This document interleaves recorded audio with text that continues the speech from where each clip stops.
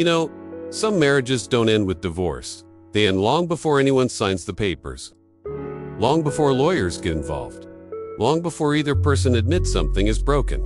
They end silently in the space between two people who once swore they would never lose each other. It doesn't happen overnight. It happens the way winter comes, slowly, quietly, without asking for permission.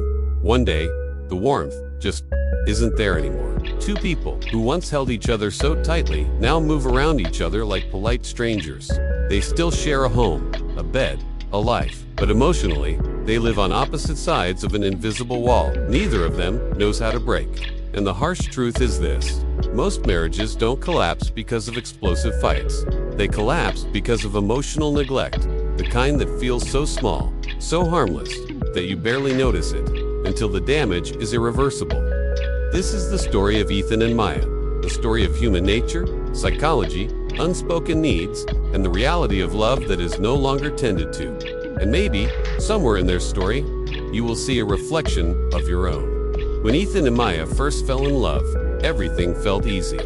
They could stay awake until 3 a.m. talking about absolutely nothing, a silly dream, a childhood fear, a random thought that made one of them laugh. Their conversations were effortless because their hearts were open. They listened, not to respond, but to understand. And they believed a beautiful, naive truth: as long as we have each other, we'll always be fine.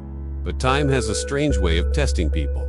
Love doesn't disappear, it changes shape. And if you're not paying attention, you don't notice the shift until everything feels different. 7 years later, their late-night talks had shrunk into 3 predictable questions. Did you eat? Who's picking up the kid tomorrow? Did you pay the electric bill? There was no curiosity left, no emotional check-ins, no space for vulnerability, not because they stopped loving each other, but because life got louder and love got quieter. Maya felt Ethan drifting long before she could explain it. Some nights, she lay awake beside him, staring at the ceiling, wondering when the last real conversation between them even happened. She didn't need grand gestures, she just needed a moment, a hug, a sign that she wasn't carrying life alone. But Ethan was tired from work, from pressure, from the silent expectation that he had to hold everything together. In psychology, there's a pattern called emotional misattunement. It means two people who love each other stop tuning in to each other's emotional signals. Maya asked for closeness. Ethan heard criticism. Ethan asked for peace. Maya heard distance. Both were hurting. Both assumed the other should just know. But no one is a mind reader. And love that relies on mind reading is love destined to suffocate. Ethan thought Maya was becoming too sensitive, overthinking everything. But the truth was deeper. Behind Maya's silence was years of unspoken loneliness. She wasn't needy. She wasn't dramatic. She was simply unhelped. And Ethan wasn't cold. He was overwhelmed, emotionally stretched thin, and silently afraid he wasn't enough. Men often shut down, not because they don't care, but because they don't know how to express themselves without feeling weak. That's one of the harsh truths about relationships. Men and women often love differently, not better, not worse, just differently. She craves connection. He craves emotional safety. When she feels unheard, she talks more. When he feels pressured, he talks less. And without emotional intelligence, this becomes a cycle that slowly destroys intimacy. Then came money, not the lack of it, but the fear behind it. Ethan wanted stability. Maya wanted quality of life. They weren't fighting about numbers, they were fighting about values. About identity, about the psychology of security versus comfort. Money is rarely just money. It's a symbol of control, of fear, of trust, or the lack of it. Every disagreement they had carried a deeper meaning they never talked about. Maya wanted Ethan to be romantic. Again, not flowers, not a fancy dinner. Just a simple, "I miss you," or "come sit with me for a moment." Ethan wanted Maya to understand how exhausted he was, to be more patient, more gentle, to see him not as a provider, but as a person. Both were silently asking, "Please love me the way I need, not the way you assume." But neither said it out loud. Communication changed gradually. First they talked about everything, then about small things, then about logistics, then only when necessary, and finally, they stopped talking altogether. The house was quiet, not peaceful, empty. A silence full of unsaid words and unmet needs. One evening, Maya finally tried to open up again. But Ethan, exhausted, sighed and said, You've talked about this before. Just one sentence, one sigh, and Maya felt the last remaining flame inside her go out. This is something psychologists call the final shutdown. It's when someone stops trying. Not because they don't care, but because they can't handle the pain of being unheard anymore. From that day on, Maya stopped reaching out. She became polite, predictable, quiet.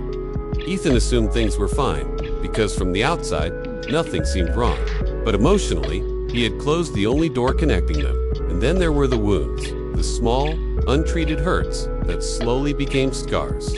Times when Maya cried and Ethan didn't know how to comfort her. Times when Ethan was overwhelmed and Maya called him distant. Times when apologies were never given because pride felt easier than vulnerability. Love doesn't die from one big betrayal.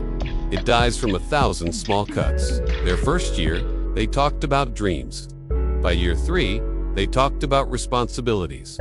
By year 5, they talked about problems. By year 7, they talked to avoid talking. One night at dinner, they sat across from each other, both scrolling through their phones. No eye contact, no curiosity, no warmth. Just two people surviving the same life, but not sharing it. Then came the night Maya finally said, "I don't want a divorce, but I don't know what we are anymore." Ethan froze. Not because he didn't care, but because her words named the emptiness he had been trying to ignore. He wanted to say something, but he didn't know where to begin. Because he, too, felt lost inside the marriage he once believed would last forever. Here's the truth most people never say out loud. Marriage doesn't die from a lack of love. It dies from a lack of nurturing, from emotional laziness, from assuming someone you love will always stay.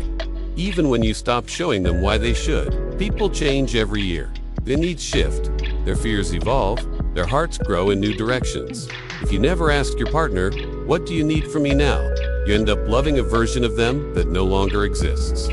Love survives through emotional intelligence, through the courage to speak honestly, the humility to apologize, the effort to listen, the small rituals that build connection day by day.